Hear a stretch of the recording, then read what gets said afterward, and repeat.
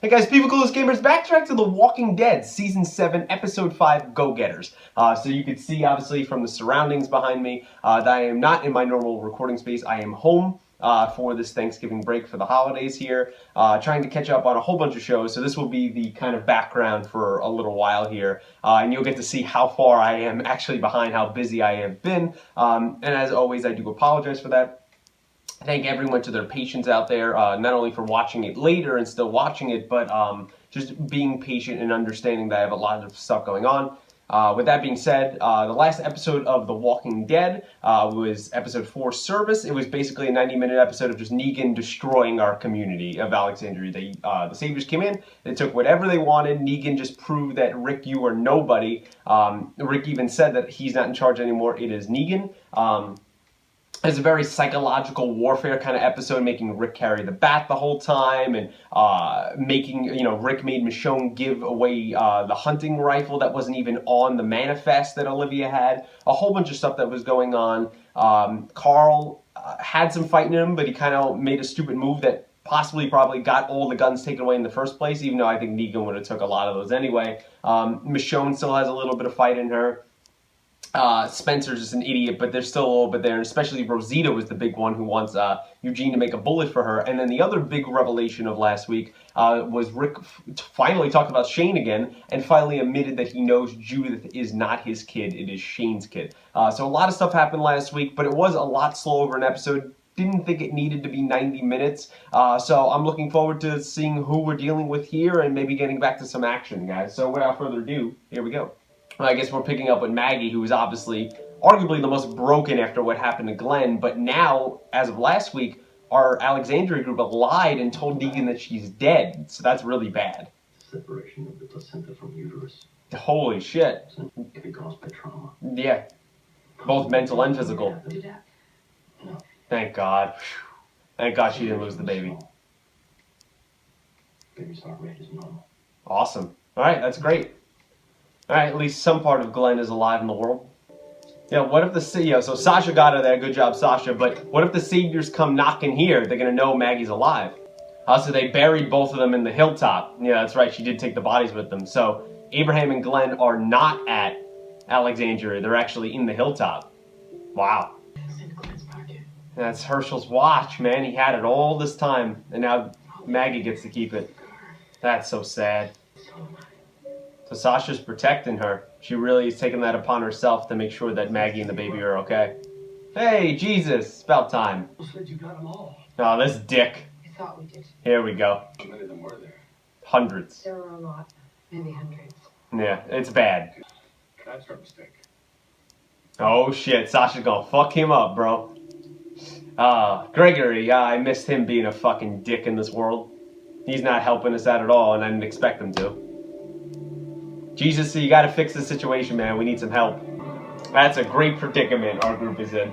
Not great, not surprised that Gregory's being a dick and that he's scared and he's nervous and stuff like that, but yeah, it just speaks to more and more of how big the Saviors must be. There's gotta be hundreds of them out there, that they have all these outposts, and it's only gonna get worse.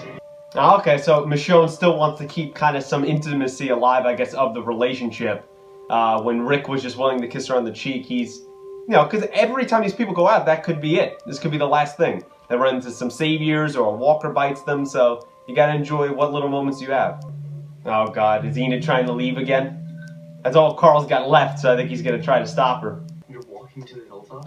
Okay. She wants to see Maggie. Alright, so she has some loyalty still.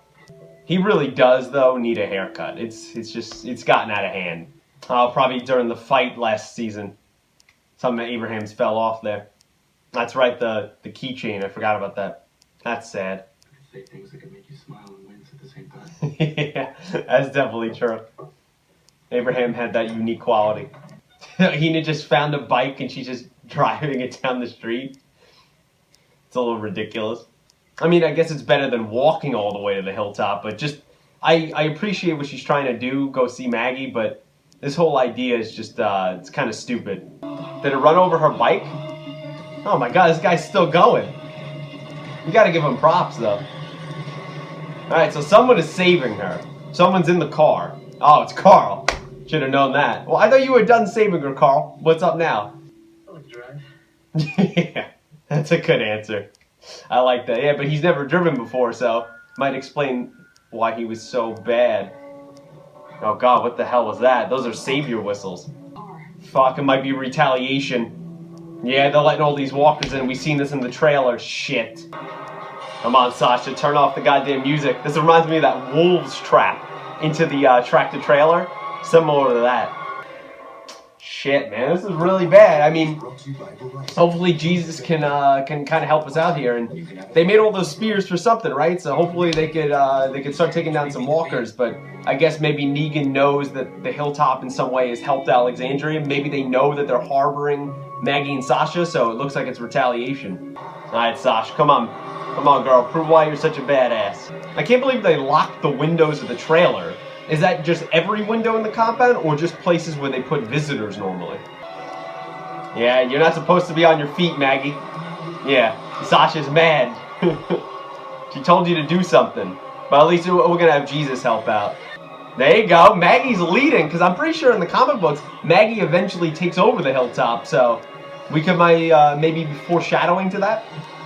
Nice kick, Jesus. A little bit of karate in him. I'm assuming that's from the Saviors. Yeah, it is. Yeah. That's a big fuck you they gave to them. That's a cool card, though. Yeah, it looks like they hung the guards that were on top of the walls. They hung them and duct taped them. That's what it looks like. Look at Maggie. She don't care, bro. She's just active in this shit. She's got the tractor and everything. Cool. Those are some cool walker kills, man. This one, I think they've run out of ways to kill walkers. They bring in a farm tractor to run it over. Oh, she's going to try to crush the car. I thought she was going to maybe try to hook it up and drag it out of there. I think she's going to try to straight crush it. Oh my god. Jesus has some... There we go. There's the music off. Jesus has some karate moves, man. Are you going in the right direction? Do we know if we're going in the right direction? I like the shot, though, that they're walking on opposite sides of the road. That's very cool. Oh, Sasha coming in to fuck you up. Oh, he's such a creep. Saviors again? Yeah, they're having a lot of fun these days, the Saviors. They really are trying to get the Hilltop and the other communities in line. Holy shit. Oh, man, that's a lot of Saviors, man. Oh, there's our boy Simon. Haven't seen him in a while. This is really bad, guys. Fucking hell. She really misses Glenn. That really hurt her. She's walking so far ahead of Carl. Oh, look, maybe you can get a backpack. Yeah. Alright, well, at least you have this one moment in the apocalypse. You could find some rollerblades. I mean, that will get you to the Hilltop quicker, and, you know, you pretend like you're a kid, at least for once. It seems like they're pushing the two of them closer together. That's the impression I'm getting here. I mean, I figured that kind of since season 5 when they met each other. I never thought she was going to, like, be with Ron. That little pussy with bitch. I don't know how Enid was even near him. They might have intel that Maggie and Sasha are there. That's why they're searching for them. Alright, well, let's hope Gregory doesn't fuck this shit up. Just breathtaking. Oh, all I see and hear is Trevor. Right, so that's the compound. So it's retaliation for that. Extremely dead. He's gonna give up Alexandria. Anything else? Yeah, he's gonna give up Maggie and Sasha. He totally is. Actually, there is. Don't, please, Gregory, don't give them up. Don't be a little rat. Hopefully he gives up something else to throw them off the, Oh, fuck, he is. He's gonna give them up, isn't he? Shit, please, Jesus, tell me you moved them. Jesus, you moved them, right? Me. Not mention you, okay? I really want the headline on this one. That's good. Alright, well, either... I'm assuming Jesus moved them. That's what I'm assuming. You wanna... Or Gregory had this plan the whole time? And take the painting. He wanted that painting really bad. Yeah, he really wants to show him who's the boss. He's basically like the new provisional governor of the area is what Simon has taken over since the last group was eliminated by Rick and the crew. That's a terrifying shot. Damn. That's a solid meal, Gregory. Stop it, Trevor. So, like, how often do the Saviors come back that they take half of everything all the time? Like, how do you ever live? How do you ever acquire enough things, you know, scavenging that you're able to replenish it all? I guess the Saviors don't care about that kind of stuff. They just use a group until they wither away. No, Carl, don't get any ideas. They're getting... unusually, they're getting unusually close here. I think we're gonna have a kiss here. I knew he was gonna do that. But is he gonna go in for seconds? Folks, he is. He's going in for seconds. There you go, Chandler Riggs. There you go, Jesus. So you're going to be in charge? Yeah, making a power play. He's gonna move Maggie in charge. It's just that we're all going to be one big, happy, dysfunctional family. There you go, Jesus. Make the case. I like how he stood up for them. This could actually be quite reasonable. Ooh, you deserve that. Nice shot, Maggie. You don't talk to her. After everything she's gone through like that, you don't say that kind of stuff. Honey. It's Maggie. Maggie. Nice. There you go. Maggie Reed. Wow, alright, so she took Glenn's last name right there, which I'm pretty sure she also did in the comic books. Again, I've only read select few comic books, so anyone who's more proficient in that, let me know down below. But that was an awesome scene, and it's definitely paving the way to her becoming the leader of the Hilltop, because Gregory is a spineless piece of shit. And it was a nice little moment between Carl and Enid there, but I have a feeling Carl's gonna do something stupid. I can't now. There you go. You can imagine Maggie in his place. Can you find where Negan lives? Damn. All right. So we got revenge with these two as well. One of the trucks is going back there, so They're gonna follow back. I can do that. All right. We're making progress, I guess, here on the offensive front. Maggie's still strong, but the issue is you can't risk her in combat situations. She's still sick. She's pregnant. Oh, at least Enid made it. That must be a little shocking for Maggie. Right? Maggie's got hope. She's got belief still. Especially as long as she has that baby, she's gonna have hope. Hopefully she can keep Enid, but I don't see that happening though. You ran over the boy? Scar. Damn. Camaro. Wow. Wow, Maggie had a little bit of fight in her even then. But I'm giving it to you. Wow. That's such a gesture. Holy shit. That was powerful. But Enid could keep it because she also knew him for less time as well. And it's just also about passing it down to maybe the younger members, so that was sweet. She's got the cigar. That's Abraham's old thing. That's cool. I like that. All right, and Jesus got in the truck. So he's the one. He's keeping up his promise with Sasha, and he's gonna follow back to the Savior's compound, and hopefully, there's Carl too, and hopefully find out where Negan lives. Carl's here too. All right, so now the two of them are teamed up together. That's an interesting combination. I like that. All right, guys, so that was my reaction there to The Walking Dead Season 7, Episode 5, Go-Getters.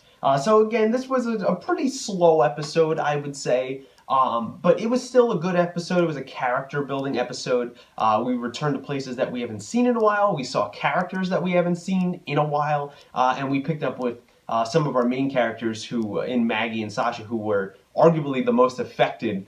They were directly connected in relationships with the two men that were murdered by Negan in the premiere. So definitely important to check in on them. And then we had a little bit of future storylines seemingly being hinted at or will directly be coming up very, very soon. So I would say the four main points of this episode are, for starters, definitely it's Sasha and Maggie. I would say the second one is return to the Hilltop.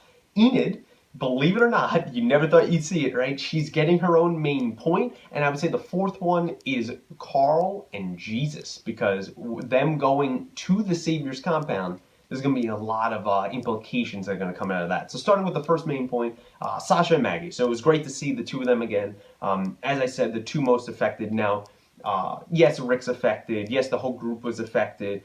Yes, Rosita was affected because she was with Abraham for way longer than Sasha was. But Sasha was going out with him at that point. And we saw last episode, which was actually nice to see some character development with Rosita, that she is arguably the only one who really has fight in her and is not going to go along with Rick or anyone. She's out there getting guns. She wants Eugene to make her bullets. So she's handling Abraham's death and their whole situation in her way.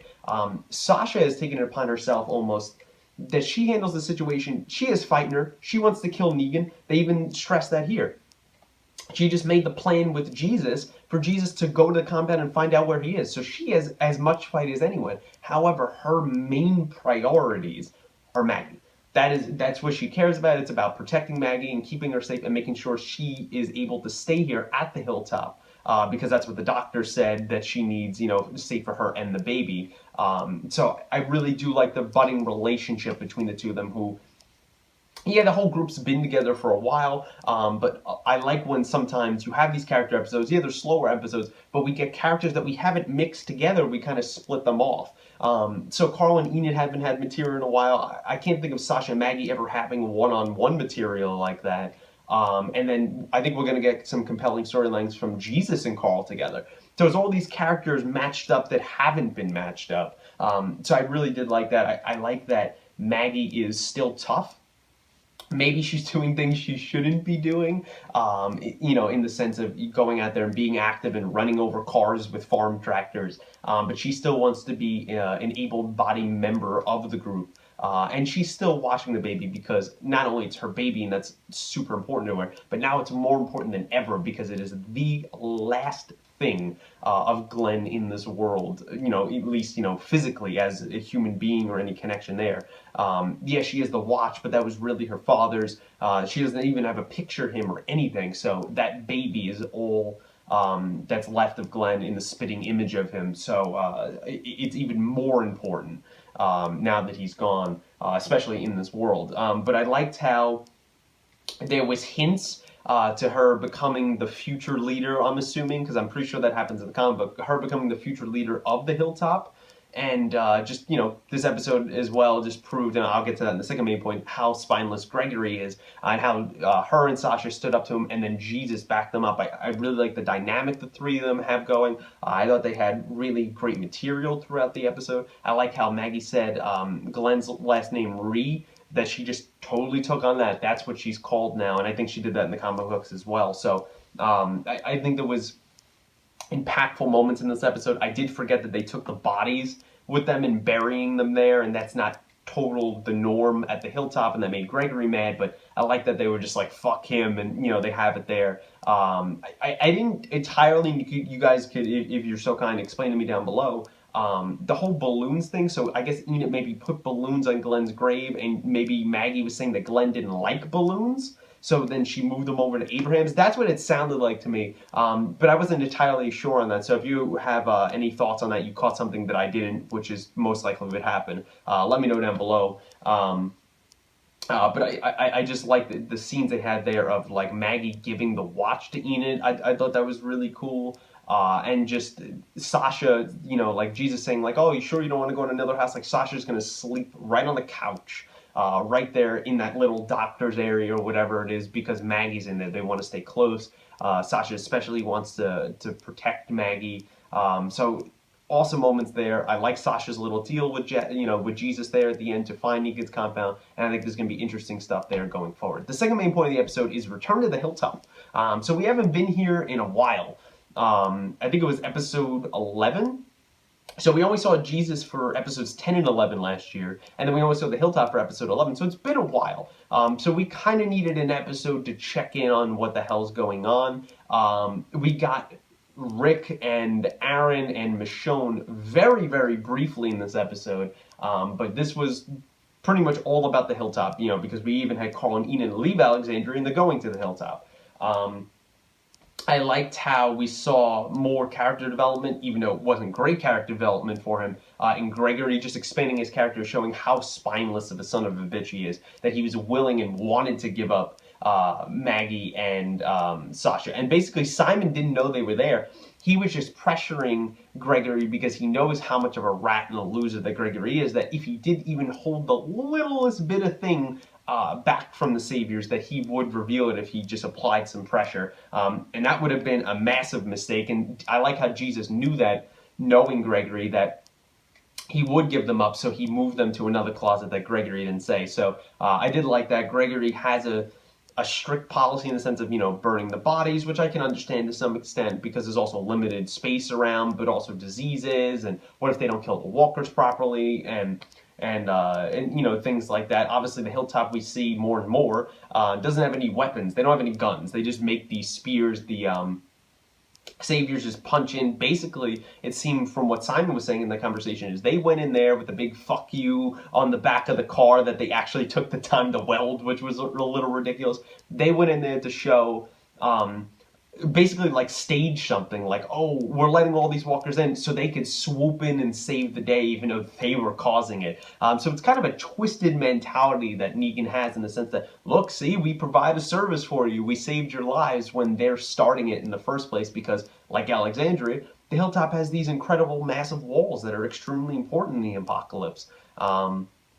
So that, that was a twisted version of not expected, unexpected by the Saviors, of killing the guards, hanging them from the walls, and driving this truck with music in and all these walkers. And they didn't care how many people died. You didn't really see any Saviors kind of go out. I mean, and any Saviors that did go out was Jesus doing some cool karate moves and kicking ass, and was those two other guys with their spears that Maggie commanded in position to where to go. Otherwise, the other work was done by Sasha and Maggie.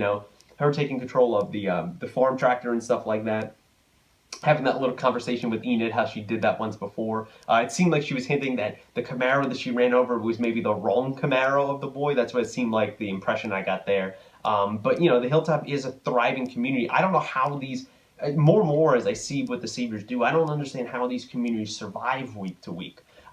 Because do the Saviors come back every week on the dot, or they come early? Like, how often is this? Do a month, does a month go by sometimes? Like, if they take half your stuff, which is really whatever they find, as Negan said last episode, how do you ever salvage enough, grow enough? Plants and food, food and cattle, all this stuff takes time to grow. It goes through seasons. Like, if they keep taking half of that stuff, which could actually end up being more than half, they're going to eventually come back to nothing. And I think that's what the Saviors, I guess they don't care. I guess they rather just groups wither away and they move on to the next. I think that's kind of poor business, and it kind of conflicts with Negan's idea of like saving all the food for Rick last episode. He needs to keep these groups alive. Like he said originally when we first met him, he don't want to kill them all because he wants them to work for him. So, kind of taking all their stuff so frequently, I don't understand how that works there. But I was glad to see the Hilltop again. I think, obviously Jesus hinted to Maggie leading as well. And Jesus, I think, he's going to take on more of a leadership role. He said, in this episode, I'm not a leader. But I think he's going to become kind of that lieutenant or second in command to eventually Maggie. So I can't wait to see that. Third main point of the episode was Enid. So believe it or not, Enid gets a main point.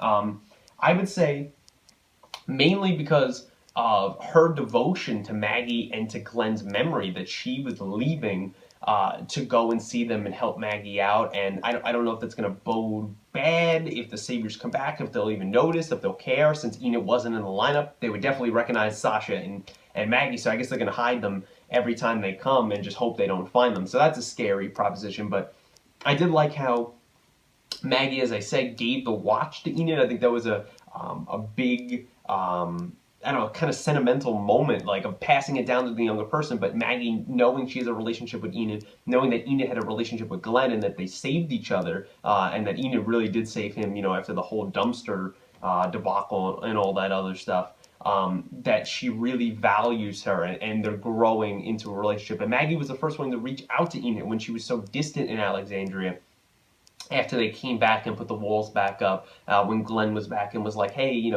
come by, I'll have stuff for you to do. Or, she wanted her to feel more inclusive, and I think Enid really enjoyed that. It was kind of, I guess, a mother figure in a way to her, or at least an older sister. After her parents died, she lost all this hope that we saw last season in episode 2, in the Wolves episode, with her whole JSS motto, and now we're seeing her become more inclusive with the group and having kin again. And really growing close to Maggie and really trying to honor Glenn. So I really did like that stuff. The whole balloons thing, she was clearly saving last episode for Glenn's grave, so I really did like that. And I just can't believe Maggie did give her the watch, and I hope that doesn't mean that Enid is going to die, like that marks her for death. Because I just think she's going to, but I do hope she stays around, because they are giving her character development. Just a dangerous thing on Walking Dead is once you get character development, if you're not one of these main people like Daryl or Rick or Carl, you're usually dead. So we'll see what happens with her going forward. But she's a tough son of a bitch, but she still has a little bit of kid in her, so I do like that. And also her relationship with Carl in the episode, of Carl saying, hey, I'm not going to protect you anymore, just because Annie could protect herself, but that they have like this conflicting back and forth relationship with each other where like they love each other in some way, like there's some kind of lust there, whether it's a situation kind of like Maggie and Glenn had originally, where it was how many choices really are there, and this is the only person really close to your age. But I think that they have a connection. We saw that in, I think, season 5 when they were in the tree or whatever, and like she's like, cool, you're scared of me too. Like they're trying to constantly figure each other out and kind of this, just endless dance. But they're both tough. They both have their own mentalities, and they're both aware of the world and the horrors that have happened. She saw her parents get eaten. Carl's seen a whole bunch of shit. I mean, he had to kill his mother. He's almost been raped. He just saw 2 people beaten to death in front of him that were his family. Like, he's seen some gnarly shit, and he even touched on it, that he was glad he saw that, so he didn't forget it, and it wouldn't make him, so he wouldn't hesitate when he has a chance to kill Negan. So I like that. But there was also cool moments that they had of rollerblading and being a kid again, and also it got them there faster. And then they had their kiss there at the end. They clearly, I think, care about each other. Maybe more so Enid to Carl, but Carl has saved her a ton of times. But he's really fixed on killing Negan, even though it's a stupid mission. It's an honorable one, and I hope to see maybe more of their growing relationship going forward. Maybe they can kind of start, obviously in a younger place, but start kind of where Glenn and Maggie were, and that they can live that long, and they can kind of be the new couple of the show along with Rick and Michonne. So that would be totally interesting to see. The fourth main point of the episode, and the final main point here, is Jesus and Carl. So this is an interesting storyline for future episodes.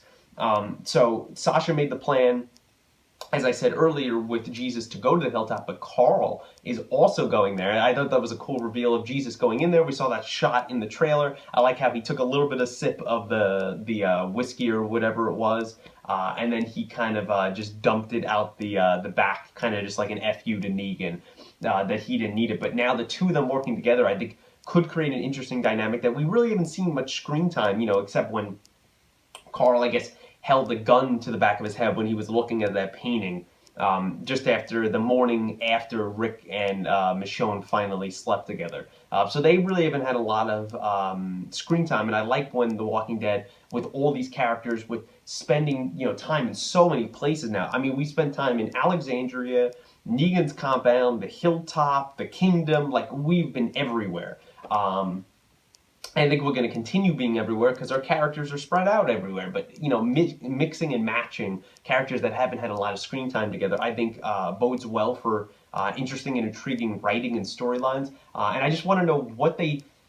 Jesus is going there to find out about Negan's compound, as Carl is, but Carl's also going there to try to kill Negan, which hopefully Jesus can talk him out of that. But how do they, expect to get out of the truck unseen? There's going to be guards. How do they expect all of that to work? And what is their ultimate plan to get out of there? There's so many questions that I have for that, and I think we're just going to learn more about Jesus' character, as we did in this episode of Gregory saying, he didn't know anyone's name and Jesus did, but he was making the point that I was the one that stepped up. I'll gladly give it over to you, which I don't think he would. But it was the point that Gregory was saying, that you're never around to lead long enough, and I think that's part of Jesus' character, is not only he can help the best when he's out, when he's scavenging, he's really one of the only fighters in the entire community, which is really bad. But he likes being away, and it's something to maybe get away from Gregory, but also it proves he's at his most useful, and maybe he's not really good having close relationships with people. I assume it's something there. So I think we're going to hint at things with him and with Carl. Maybe Carl can get a haircut when he goes there, but I'm super excited to see that. So overall, guys, that's kind of my thoughts here on The Walking Dead Season 7, Episode 5, Go Getters. Let me know what you thought of this episode in the comments below.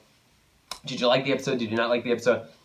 Did you feel it was too slow? Did you like the character moments in it? Any Easter eggs I missed? And any other questions, theories you have going forward? What do you think is going to happen with the storyline of Jesus and Carl going to Negan's compound? Is it going to be successful? How are they going to get out of there? Are we going to see some good character development from both of those people. What do you think of Enid actually in this episode, and her loyalty basically to Maggie and Glenn even in his death, and her being at the Hilltop now? What do you think that's going to be going forward? Their little team of Sasha and Maggie and Enid.